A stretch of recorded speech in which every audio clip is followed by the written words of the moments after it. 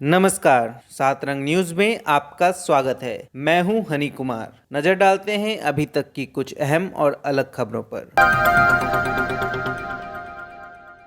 जैसा कि तय माना जा रहा था, एनडीए की उम्मीदवार द्रौपदी मुर्मू देश की पहली आदिवासी महिला राष्ट्रपति के तौर पर भारी अंतर से जीत गई। विपक्ष के उम्मीदवार यशवंत सिन्हा को करीब 36% वोट मिले, जबकि मुर्मू ने 64% वोट हासिल कर भारी जीत दर्ज की। आज सभी अखबारों में सबसे बड़ी खबर यही है और द्रौपदी मुर्मू के जीवन, संघर्ष और उपलब्धियों पर कई विशेष पेज आप पढ़ सकते हैं। पहली बार किसी आदिवासी महिला के देश की 15वीं राष्ट्रपति चुने जाने के बाद भारतीय जनता पार्टी 2024 के चुनाव में अपनी इस उपलब्धि का फायदा लेने के लिए पूरे देश के करीब 1,35,000 आदिवासी बहुल गांव में जश्न मनाने जा रही है।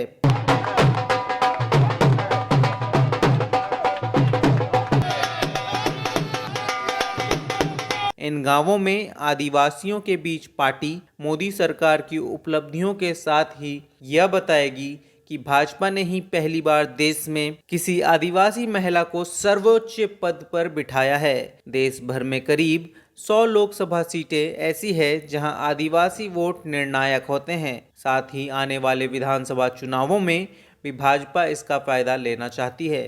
इसके लिए भाजपा के सांसदों और विधायकों को जिम्मेदारी सौंपी गई है।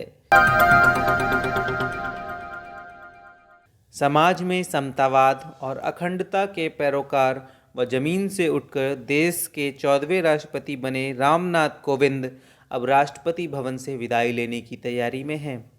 25 जुलाई 2017 को देश के 14वें राष्ट्रपति बने कोविंद का कार्यकाल रविवार को समाप्त हो रहा है।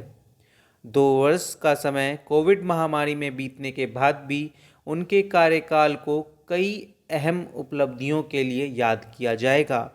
बहरहाल द्रौपदी मुर्मू कोविंद की जगह लेंगी। प्रधानमंत्री नरेंद्र मोदी शुक्रवार को वर्तमान राष्ट्रपति कोविंद को विदाई भोज देंगे। विदाई भोज में उपराष्ट्रपति, लोकसभा स्पीकर, मोदी कैबिनेट के सभी मंत्री मौजूद रहेंगे, जबकि राष्ट्रपति कोविंद भावी राष्ट्रपति मुर्मू के सम्मान में रविवार को रात्रि भोज का आयोजन करेंगे। इस अवसर पर उपराष्ट्रपति, पीएम, कैबिनेट मंत्री और विपक्ष के तमाम दिग्गज नेता मौजूद रहेंगे। इस साल स्पेन, इंग्लैंड भीषण गर्मी का सामना कर रहे हैं, जबकि भारत ने बीते महीनों में रिकॉर्ड तोड़ गर्मी झेली है। इस साल लू की वजह से 90 दिन में रोजाना 39 लोग बीमार पड़े हैं और उन्हें अस्पताल में भर्ती करना पड़ा।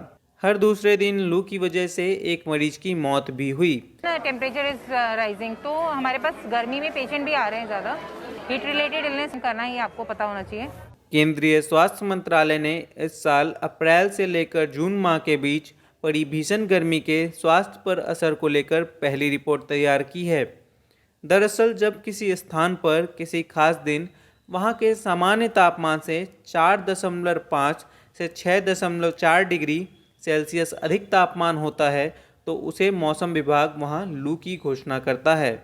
अगर यहां तापमान सामान्य से 6.4 डिग्री सेल्सियस अधिक है तो इसे गंभीर लू घोषित किया जाता है।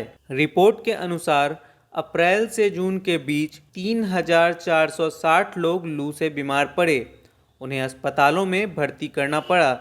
इसी बीच 79 लोगों की मौत भी हुई। इनमें से 23 मरीजों की मौत में लू एक सीधा कारण है, जबकि 54 मौत लू से अन्य बीमारियां बिगड़ने से मरीजों की मौत हुई। कोट्टायम स्थित institute for climate change studies के डॉक्टर शिवानंद पाई ने कहा, हिमाचल प्रदेश जैसी पहाड़ी राज्यों में 21 दिन तक गंभीर लू दर्ज की गई। उन्होंने कहा, इस साल लू का असर 11 मार्च से शुरू हुआ था, जिसने कुछ दिन में 15 राज्यों को अपनी चपेट में लिया।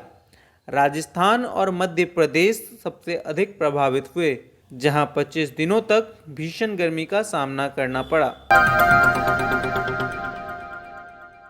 चंडीगढ़ ने इंडिया इनोवेशन इंडेक्स में यूटी की कैटेगरी में टॉप किया है। देखा जाए तो चंडीगढ़ के अंक पूरे देश में सबसे ज़्यादा हैं। अंकों के अनुसार चंडीगढ़ ने कर्नाटक, दिल्ली, मणिपुर समेत सभी राज्यों व केंद्र शासित प्रदेशों को पछाड़ दिया है। गुरुवार को नई दिल्ली में हुए कार्यक्रम के दौरान नीति आयोग ने अपने तीसरे संस्करण में इंडिया इनोवेशन इंडेक्स 2021 को जारी किया। इंडेक्स को 3 श्रेणी बड़े राज्य, पहाड़ी राज्य व यूटी में बांटा गया। बड़े व प्रमुख राज्यों की श्रेणी में कर्नाटक, पूर्वोत्तर और पहाड़ी राज्यों की श्रेणी में मणिपुर और केंद्र शासित प्रदेशों की श्रेणी में चंडीगढ़ टॉप पर है। और अब चलते चलते पर्यटकों के लिए एक अच्छी खबर।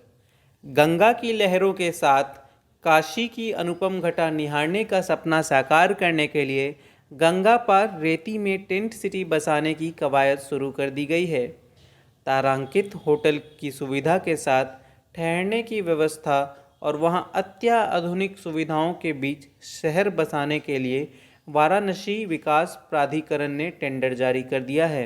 उम्मीद है कि नवरात्र से दुनिया भर के सैलानियों को पर्यटन का नया केंद्र मिल जाएगा। अविरल गंगा के कलकल ध्वनि के बीच करीब 200 से ज़्यादा पर्यटक घर जैसे माहौल में टेंट सिटी का लुत्फ उठा सकेंगे। गंगा नदी के किनारे 80 घाट के सामने 100 हेक्टेयर में टेंट सिटी बसाई जाएगी। इसमें अलग अलग सुविधाओं से युक्त 200 टेंट बनाए जाएंगे। इसमें सैलानियों को 3 तरह की व्यवस्था प्रदान की जाएगी। टेंट सिटी में 900 वर्ग फीट में 20 विला, 450 से 580 वर्ग फीट में 100 सुपर डिलक्स और 250 से 400 वर्ग फीट में 80 डिलक्स कमरे बनाए जाएंगे। इसके साथ ही योग, मेडिटेशन, लाइब्रेरी, आर्ट गैलरी के लिए शांत जगह होगी। पर्यटकों के पैकेज टूर में भी टेंट सिटी नज़र आएगी। सुबह ए बनारस के साथ ही गंगा किनारे सुबह व शाम माँ गंगा की आरती होगी। जेटी के जरिए पर्यटक गंगा में सैर करने के लिए क्रूज़ व बजरे पर सवार हो सकेंगे। टेंट सिटी नवरात्रि के आसपास शुरू होकर शिवरात्रि तक रहेगी। फिलहाल इस बुलेटिन में इतना ही। ऐसी तमाम अलग और नई खबरों के लिए बने रहिए सात रंग न्यूज़ के साथ। चैनल को लाइक, सब्सक्राइब और शेयर ज़रूर कीजिए। नमस्कार।